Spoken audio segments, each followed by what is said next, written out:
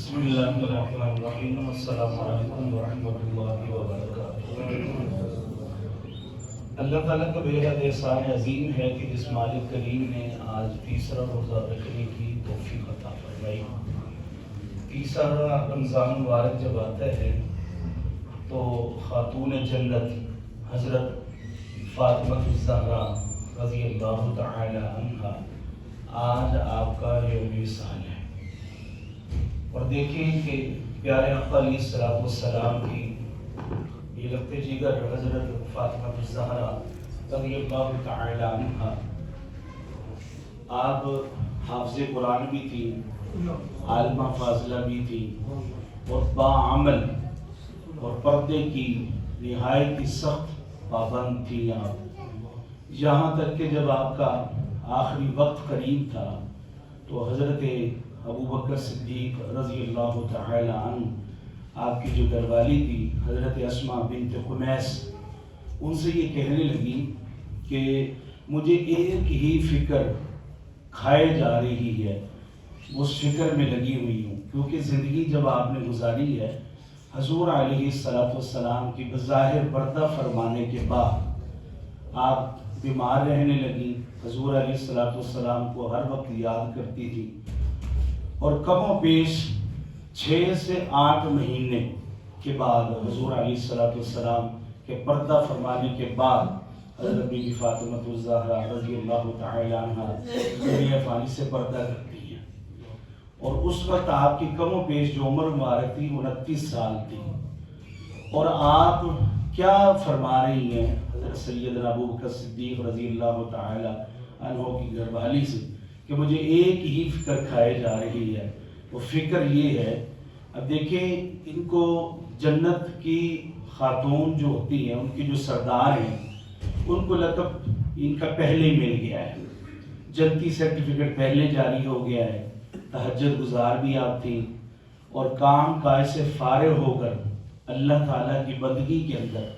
پوری رات آپ گزارتی،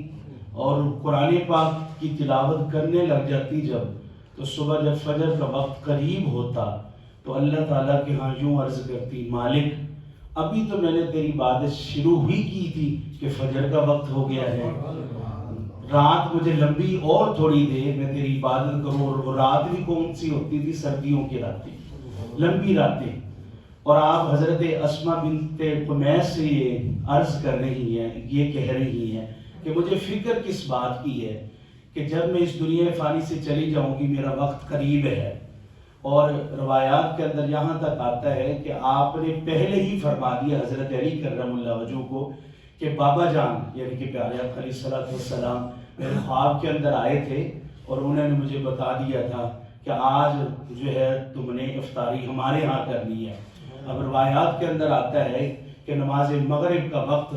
جو تھا قریب تھا، کئیوں نے لکھا قریب تھا، کئیوں نے لکھا نماز مغرب کے بعد کا وقت، اور نماز عشاء کے درمیان کا وقت ہے جب آپ نے پردہ کیا۔ تو آپ فرماتی ہیں کہ مجھے فکر ہے اس بات کی، کس بات کی؟ کہ جب میں اس دنیا فانی سے چلی جاؤں گی تو جب لوگ میرا جنازہ اٹھائیں گے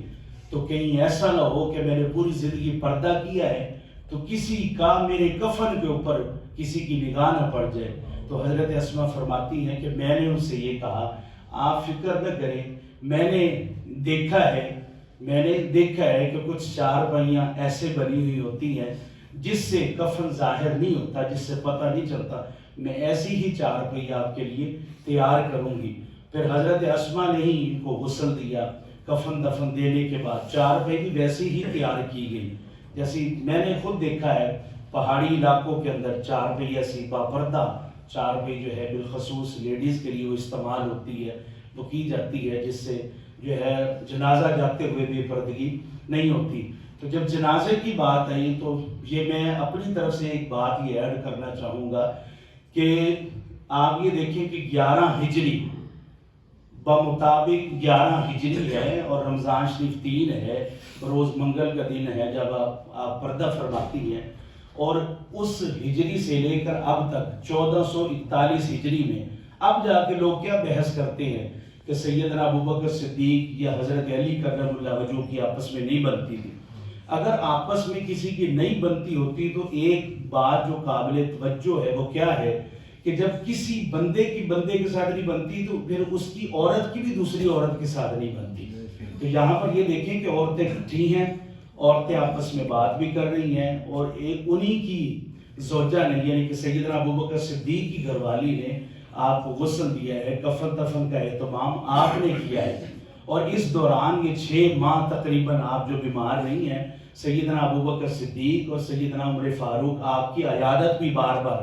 مطلب پوچھتے رہتے تھے، بار بار ان کی عیادت کرتے رہتے تھے. جب جنازے کی بات ہے تو اس وقت بھی حضرت علی کرم اللہ وجہ بھی موجود تھے، سیدنا ابوبکر صدیق بھی موجود تھے.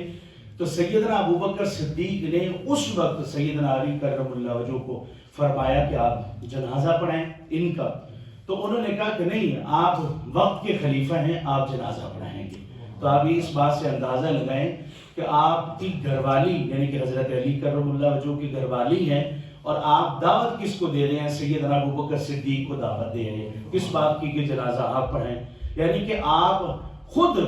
جب حضرت علی کرم اللہ وجہ پیچھے کھڑے ہوتے تھے تو ظاہر ہے یہ کہتے تھے کہ پیچھے اس امام کے اللہ اکبر. حضرت علی کرم اللہ وجہ نے اپنی زندگی کے اندر جس کو امام ماننا ہے، جس کو امام ماننا ہے، جب کسی کو امام مان لیا جاتا ہے اور اس کے پیچھے کہہ دیا جاتا ہے پیچھے اس امام کے، تو پھر دل کے اندر کوئی کجی نہیں رہتی، دل کے اندر کوئی انتشار والی بات نہیں رہتی، دل کے اندر کوئی سوچ و سبات والی بات نہیں رہتی. اگر سوچ والی کوئی بات دل کے اندر رہتی ہے کہ یہ امام جو ہے نا چلو ٹھیک ہے جی گزارا ہے پیچھے سے امام دے اللہ، ایسی بات نہیں ہوتی. اگر کوئی کہتا ہے یہ چلو خیر گزارا ہے اللہ اکبر، تو اس کی تو پھر نماز ہی نہیں ہوتی. تو آپ یہ دیکھیں کہ حضرت علی کرم اللہ وجہ جو ہے خود دعوت پیش کر رہے ہیں سیدنا ابوبکر صدیق رضی اللہ تعالیٰ عنہ کہ آپ جو ہے نا جنازہ ان کا پڑھائیں. اور حضور صلی اللہ علیہ وسلم کی یہ جو صاحبزادی ہیں انہوں نے وصیت بھی فرمائی حضرت علی کرم اللہ وجہ کو کہ میرے جانے کے بعد آپ نے جو نکاح پہلا میرے جانے کے بعد جو پہلا نکاح پھر آپ نے کرنا ہے وہ کن سے کرنا ہے؟ حضرت امامہ. حضرت امامہ جو حضرت زینب تھی یعنی کہ حضرت فاطمہ الزہرا رضی اللہ تعالی عنہ کی سسٹر تھی بڑی.